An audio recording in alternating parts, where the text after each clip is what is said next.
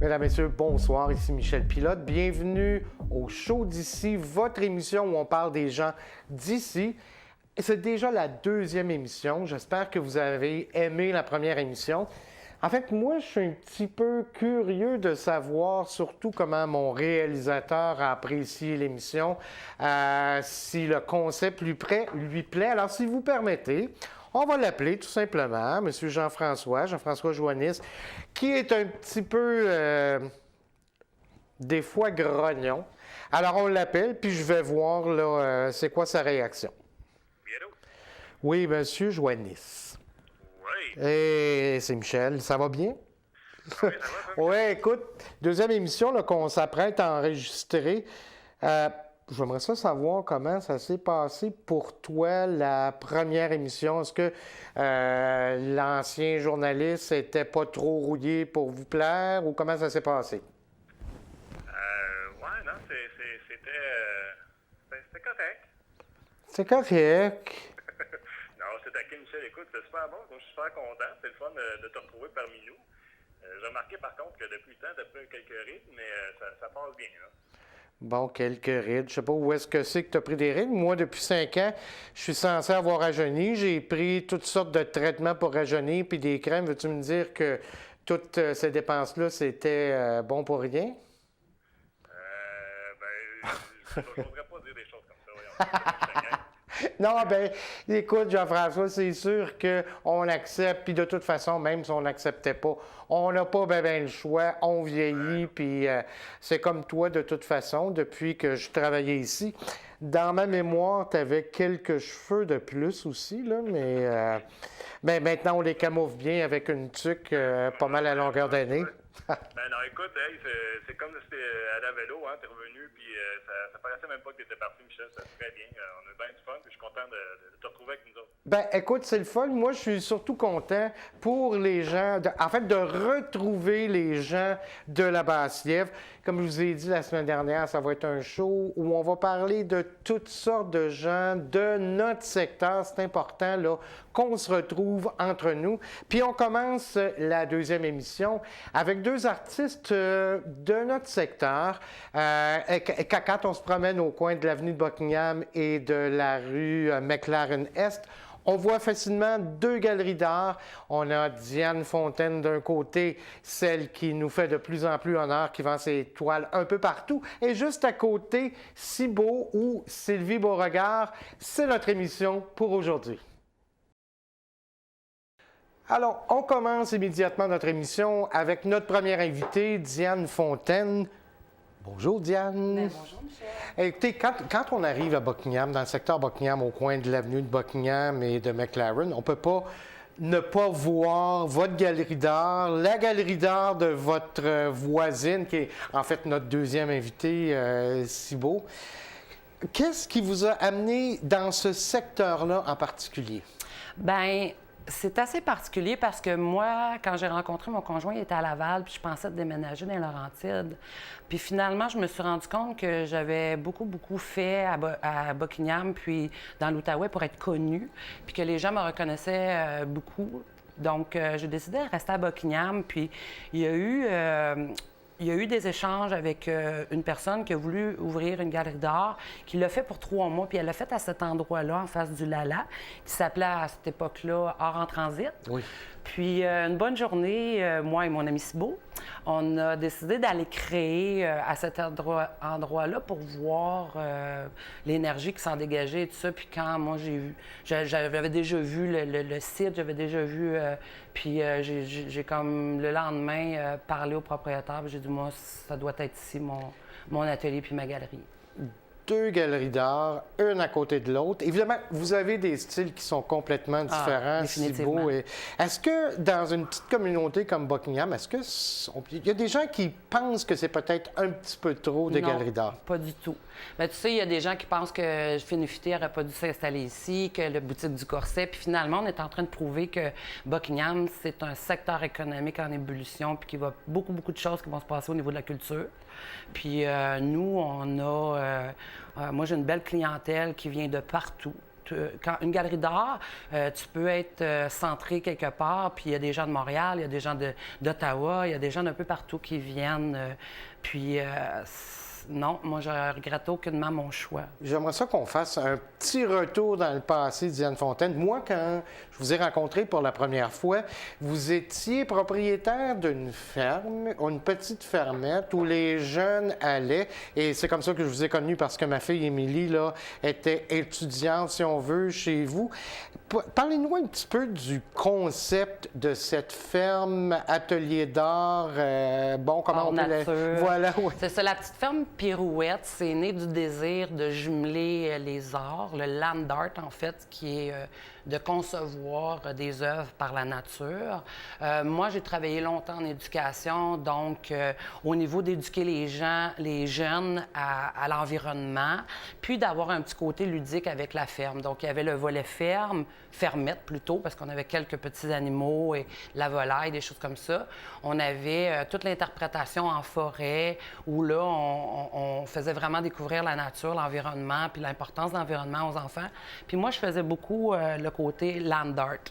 Donc, j'emmenais les enfants, puis c'était vraiment étonnant parce que les plus turbulents devenaient complètement absorbés parce que l'art, c'est tellement comme thérapeutique. Je les invitais à prendre des choses qu'ils trouvaient dans la forêt à terre sans casser rien dans la forêt. On nourrissait de plumes et de toutes sortes de matériaux de raffia. Puis les enfants créaient des installations sur un sentier en arrière d'un immense tipi. Ça a été un succès fou pendant 3 ans, là.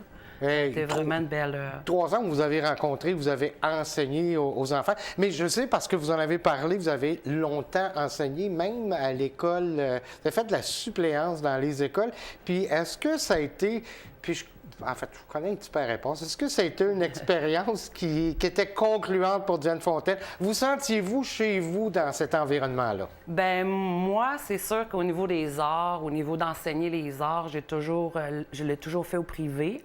Mais quand j'ai arrivé dans le milieu scolaire, ça l'a confirmé que c'était pas ma place dans le milieu scolaire depuis que j'ai commencé à la maternelle, je le sais comme. Puis moi, j'aimerais vraiment beaucoup que les écoles soient beaucoup plus axées sur les arts, sur les besoins particuliers, les aptitudes particulières des enfants. Puis je ressens pas ça. Puis j'ai pas le sentiment d'appartenance à ça et tout ça. Mais puis je suis capable d'être un professeur très sévère. Puis ça, ben des fois, ça peut plaire à un, pas plaire à d'autres. Mais j'ai aimé mon expérience quand même en soi. Mais moi, c'était définitif que c'était un travail alimentaire parce qu'à ce moment-là, je gagnais pas ma vie que avec mes tableaux. Donc, pour moi, c'est un travail alimentaire, comme on parle dans le jargon du métier. Ça fait maintenant 10 ans que vous avez fait le choix de vivre de votre art. J'imagine qu'au début, vous avez dû manger, comme on dit en bon français, votre pain noir pendant à tout le moins quelques mois. Bien, il y a beaucoup de monde qui me demandait ça. Est-ce que tu gagnes ta vie de ton art? Puis au début, je dis, bien, ça dépend qu'est-ce que tu veux dire par gagner ta vie. Si manger des toasts au beurre de peanut pendant une semaine avec du spaghetti ou du craft dinner. Ouais, du craft dinner. Même encore, le beurre de peanut commence à être cher, là. Mais non, mais ça a été un processus où vraiment, il faut que tu y crois.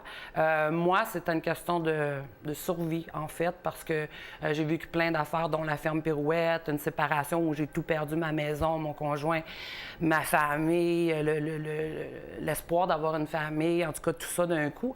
Puis c'est là où j'ai réalisé que c'était vraiment qu'il fallait que je mette que de l'art dans ma vie. Puis à ce moment-là, j'ai juste foncé là-dedans, puis j'étais sûre d'être sur mon X.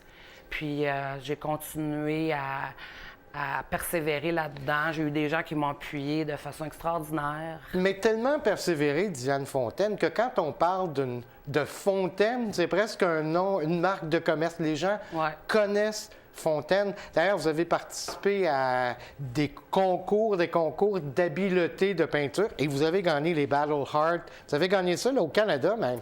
Oui, j'ai fait toute la compétition Hard Battle qui partait d'Ottawa, qui était nationale, après ça qui était internationale et mondiale. Puis le mondial s'est passé en juillet 2015 à Toronto.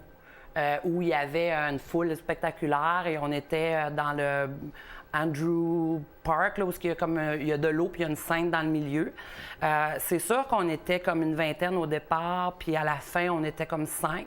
Puis il y a eu comme une alerte météorologique vraiment importante. Donc, on a été décrétés les 5 gagnants de ce hard battle-là, qui consistait à créer un tableau en l'espace de 20 minutes. De 20 minutes, si vous voulez, on va regarder quelques-uns de vos tableaux. J'aimerais ça que vous nous parliez un petit peu de ce que ça représente, parce que c'est un style bien particulier. On voit beaucoup de visages, de femmes surtout.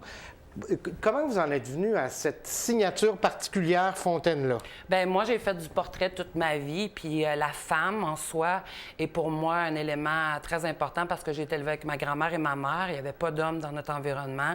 Puis pour moi, les femmes, c'est un symbole de force incroyable. Il y a beaucoup le côté sensuel, le côté très expressif que j'ai voulu redonner, comme celle-là, là, très expressive. Puis moi, je travaille beaucoup avec l'erreur. J'ai eu une période de ma vie où j'ai fait du portrait de façon très perfectionniste. Puis j'étais comme en train d'étouffer là-dedans.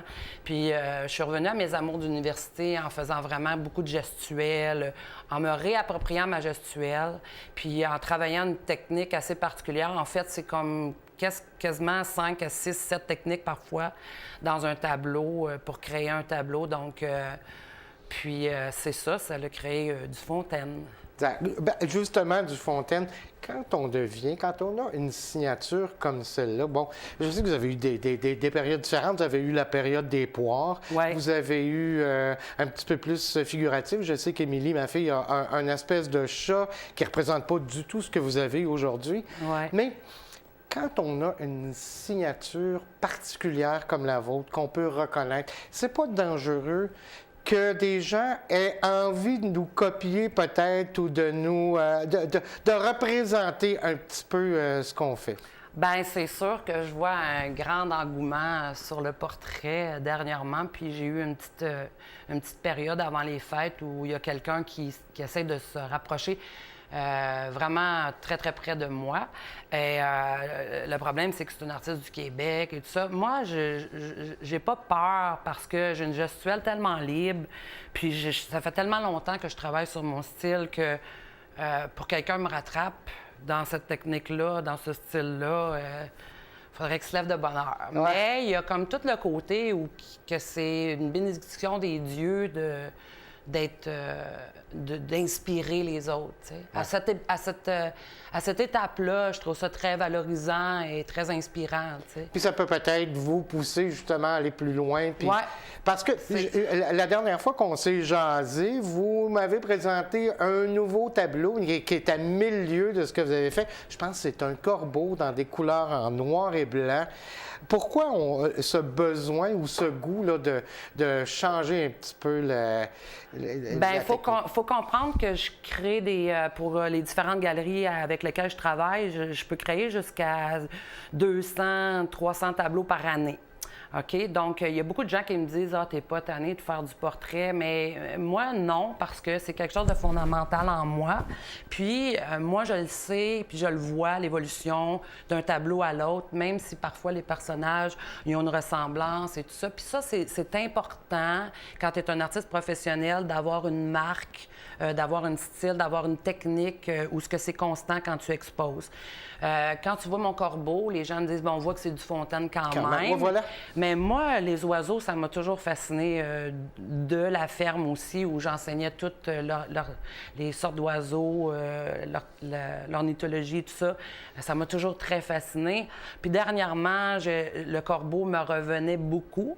Parce qu'il y a eu une thématique, là, il y a une thématique à Trace cette année sur les fables de La Fontaine où le corbeau m'a vraiment envahi comme, puis on n'a pas beaucoup parlé. Sorcier, on n'a pas beaucoup parlé de Trace et on a presque plus de temps. Ça s'en vient et c'est un événement qui est très important là, pour les gens du secteur, non seulement de Buckingham, mais de la Basse-Lièvre, parce qu'on fait ça là, dans le coin de Chamboisy. Il y a plein d'activités qui s'en viennent. 8 femmes s'exposent. Non, pas cette année. Il n'y a pas cette année. Non, cette année, je vais faire une exposition solo. Une exposition solo. plein. Mais j'aimerais ça te parler d'une exposition qui va s'en venir aussi à la galerie, qui va vraiment marquer la région. C'est une exposition de grands peintres canadiens. On a eu l'opportunité, mon conjoint et moi, de rencontrer des gens qui ont une collection absolument extraordinaire, du Marc Séguin, du Barbeau, Marcel Barbeau. En tout cas, c'est vraiment quelque chose de gros qui s'en vient. Puis Trace, moi, ça fait 5 ans que je travaille sur Trace, puis ça va être en majeure partie à l'Ange Gardien et à Buckingham. La résidence va toujours se faire à Chamboisé, mais ça va être une partie à Buckingham. Et l'exposition dont vous nous parliez, en terminant, ça se passe à quel endroit? Au 533 avenue de Buckingham, en face du Lala Bistro. Et on parle de quelle date? Ça va être probablement en mai. Voilà. À suivre de près. Merci beaucoup, Sur Diane. ma page Facebook. Alors, on va continuer notre discussion dans quelques minutes Parfait. avec Merci, votre voisine, Sylvie Beauregard ou Cibo.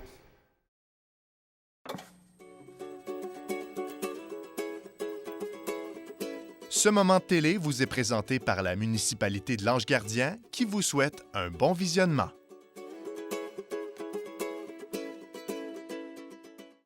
Alors, notre deuxième invité, comme je le disais tantôt, Sylvie Beauregard, mieux connue sous le nom de Cibo, en fait, la voisine d'atelier de chez Diane Fontaine. Bonjour, Sylvie Beauregard. Bonjour, Michel. Merci de venir nous rencontrer ici dans nos studios. Alors, comme on le disait tantôt, voisine d'atelier de chez Diane. Et je pense que vous avez une belle relation d'amitié entre les deux artistes. Ben oui, moi puis Diane, on se connaît depuis une dizaine d'années. Diane, je l'ai vue, elle avait le sourire large comme la face. Je l'ai aimée instantanément. Et Diane, c'est mon amie depuis toujours. Vous êtes bien sûr peintre, c'est le choix que vous avez fait depuis quelques années de vivre de votre art, mais évidemment, ça n'a pas toujours été le cas.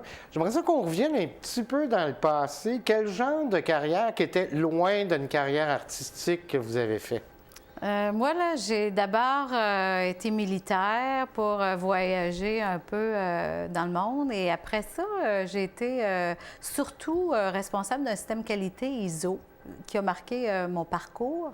Et ça m'a permis, ce travail-là, d'accompagner les serres botaniques Samasson à faire un transfert vers une nouvelle orientation pour hydropothicaire. Vous avez dit militaire. Quand on vous regarde aujourd'hui, j'ai bien de la difficulté, puis peut-être que c'est parce que je n'ai pas une imagination assez fertile. J'ai beaucoup de difficultés à vous imaginer dans les forces armées. Qu'est-ce que vous faisiez? C'est quoi votre rôle exactement là, au sein des forces? Moi, j'étais en approvisionnement. Mais moi, j'avoue que je suis entrée dans les forces surtout pour voyager. C'est ce qui m'a amenée à vivre en Europe pendant un certain temps. Puis après ça, j'ai été dans le monde militaire pendant une dizaine d'années pour revenir en Outaouais et changer de carrière, changer d'orientation. J'ai touché à la décoration, j'ai touché à l'horticulture, j'ai été coach en perte de poids, j'ai fait plusieurs choses avant de dire, OK, aujourd'hui, j'arrête tout ça et je me consacre à l'art. Puis il faut dire que Diane, c'est mon amie qui a vu avant moi que ça devrait être un chemin que je prenne. L'art, comment c'est rentré dans votre vie, l'art? Parce que écoutez, moi, là, si on me demandait de me lancer comme artiste peintre, je serais probablement des bonhommes allumettes avec les yeux trop gros pour le restant du corps. À quel moment vous avez découvert que vous étiez capable de faire ça, de dessiner ou de peindre? Premièrement, moi, je suis pas quelqu'un forte en dessin. C'est ce qui a initié un peu mon art. Ça a été d'abord des petits personnages avec pas de nez, des petits bâtons à allumettes, des grosses lèvres disproportionnées. Mon premier agenda, ça fait 5 ans, donc je suis à préparer mon 6e agenda. Le premier agenda que j'ai fait, si beau, on voyait ça. 2 bâtons à allumettes, des grosses lèvres, puis un petit peu de décoration. Je suis partie de là. Bien, ça a dû être suffisamment beau pour qu'on accepte de publier. Je pense que ça fait 5 ans là, que c'est Québécois qui acceptent de publier votre agenda qui est disponible un peu partout au Québec. Oui. c'est lui qui distribue. Moi, je distribue également en ligne sur cibo.ca mes produits. C'est ça, on commence la 6e année. L'agenda, je le prépare cette année, je pense, d'une façon très différente. Je suis là, en train de préparer ça. Et je suis en décision, et autant du format que du contenu, de la façon que je vais présenter ça. On a regardé tantôt les œuvres ou quelques œuvres de Diane qui nous démontraient bien son style. J'aimerais ça si on prenait quelques secondes pour regarder quelques-unes de vos, dans un premier temps, votre agenda. Ça, c'est votre agenda 2018, celui qui est... Est-ce qu'il est... Bon, j'imagine qu'on rendu en février, là, il doit être pas mal déjà disponible.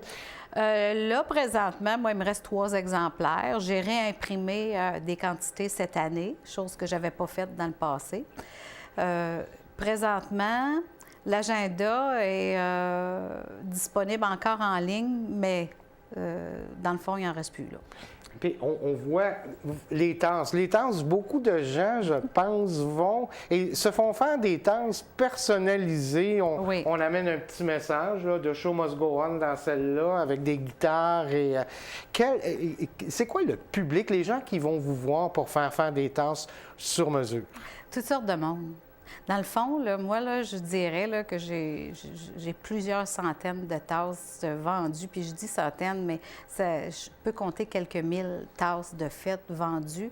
C'est toutes sortes de gens. Autant c'est des commerces pour lesquels j'ai déjà produit 100 tasses pour quelqu'un, pour ses magasins.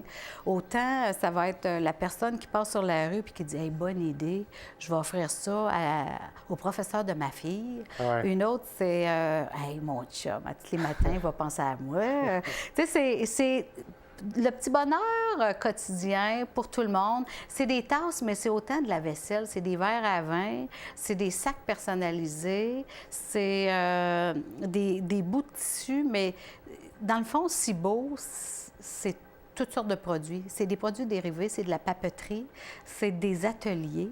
Ouais. Tu sais, j'ai commencé à donner plusieurs ateliers différents où il y a le cours traditionnel d'acrylique où les gens apportent leur matériel, puis je les amène à réaliser leurs projets. Mais il y a aussi les ateliers où je fournis tout le matériel et qu'au départ, je décide qu'est-ce que les gens vont faire. Quand ils s'inscrivent aux ateliers, ils savent qu'est-ce qu'ils vont venir faire. C'est pour tout le monde. Que tu sois débutant, avancé, que tu en aies déjà fait, jamais fait, tu sors à la fin de l'atelier avec ton tableau. Êtes-vous-tu en train de me dire à moi qui ne sais pas dessiner que je pourrais aller m'inscrire à un de vos ateliers puis de sortir avec une toile qui a un semblant d'allure? Comment on se prend pour faire ça des gens qui n'ont qu'un talent en peinture? Tu sais, quand ta base, là, c'est quelqu'un qui n'avait pas de dessin en arrière de ses doigts. Là. Ouais. Comme moi, là, je suis un peu cartoon de maternelle, de première année, qui a commencé, qui a avancé dans son primaire. C'est facile pour moi de dire, tout le monde, on fait un rond. Tout le monde, on va faire 2 parenthèses pour finalement arriver à faire un dessin. Alors que tu saches dessiner, pas dessiner, les lignes, les traits, les coupes que je te dis de faire, puis où je te dis de les faire, t'amènent à finaliser un dessin. Après ça, on commence à le colorer. Puis des fois, je triche un peu. Les sujets qui sont un petit peu trop durs, là, bien, je donne le choix au monde de les prendre déjà pré-tracés ou... OK? Parce que le but, c'est pas de faire des concours de dessin puis des concours d'art. Le but, c'est vraiment de venir, de peindre, de créer, de s'amuser, puis de réaliser que c'est fait pour tout le monde, puis qu'on peut s'amuser. Qu'on soit habile ou pas dans le dessin, j'offre le choix aux gens aussi de faire autrement. Donc, on fait des ateliers. Puis quand on passe devant votre atelier, il me semble que c'est toujours ouvert. On voit toujours la pancarte ouverte parce que différents cours, des cours de peinture, il y a des cours de spiritualité aussi, même, je pense, que vous offrez là-bas. Oui. Il y a des gens qui viennent donner des conférences. Il y a des ateliers où on a marié le yoga Kundalini. Il y a des ateliers de croissance personnelle. On a différents ateliers d'art. Autant j'enseigne à peindre sur le verre, la vaisselle, les canevas. Il y a des projets qui s'en viennent. Et à partir de demain, j'ai une employée temps plein qui s'en vient. Alors ça va me permettre de déléguer, de mettre plus la partie administrative, organisation à cette personne-là. Et demain, sur mon Facebook, vous allez tout le monde voir c'est qui. C'est Janie. Et moi, je vais me concentrer plus à la création. Parce que là, j'ai mis ça de côté beaucoup. C'est ce que j'allais vous demander, Oui. parce qu'il y a beaucoup de produits dérivés, il y a beaucoup d'administration, il y a beaucoup de... Est-ce qu'on a encore le temps de peindre? Puis j'ai l'impression que plus je vous écoute, moins j'ai l'impression que vous avez encore le temps de peindre. Je suis due là, pour sortir des nouveaux tableaux, pour faire une nouvelle collection, pour faire une exposition. Je n'ai pas exposé du tout l'année passée. J'étais plus à développer l'entreprise Cibo dans les produits dérivés, dans les ateliers, tout ça. Avec Janie, ça va me dégager et je vais pouvoir, sortir quelque chose de nouveau. Je suis due. Est-ce que, parce que les artistes, on sait que ça fusionne tout le temps dedans, est-ce qu'on peut avoir un petit avant-goût de ce que votre imagination vous prépare actuellement? Moi, c'est l'amour. L'amour. Comme je regarde mes tableaux, je regarde qu'est-ce que je fais, je regarde qu'est-ce que je porte. Ça, c'est ma thématique première. Tu rentres dans l'atelier, là, de ce temps-là, il y a des pétales de fleurs à terre parce que la Saint-Valentin s'en vient. Il va en avoir dans la rue principale. C'est Cibo qui a mis ça là. Ça revole. Donc, c'est sûr que ça va être ça, mais approché peut-être d'une façon très différente. Est-ce qu'on risque quand même, comme avec Diane Fontaine, de reconnaître la signature? On a quelques minutes, on peut peut-être regarder quelques-unes de vos toiles comme telles. Est-ce qu'on risque de reconnaître la même signature, le même genre de petites bonnes femmes comme ça, ou ça peut être différent? Alors là, moi, quand je travaille avec ce genre de petits personnages-là, ça, c'est en illustration. Alors ça, j'y travaille autrement. Ces personnages-là m'amènent à faire des produits dérivés. Oui. OK, donc toute la papeterie, ça peut être mis sur des tissus aussi, tout ça. Donc, c'est pas des tableaux. Ce sont des maquettes. Des maquettes. Mais on va peut-être reconnaître quand même dans la prochaine collection, on va être capable de voir Cibo, même si on ne voit pas la signature.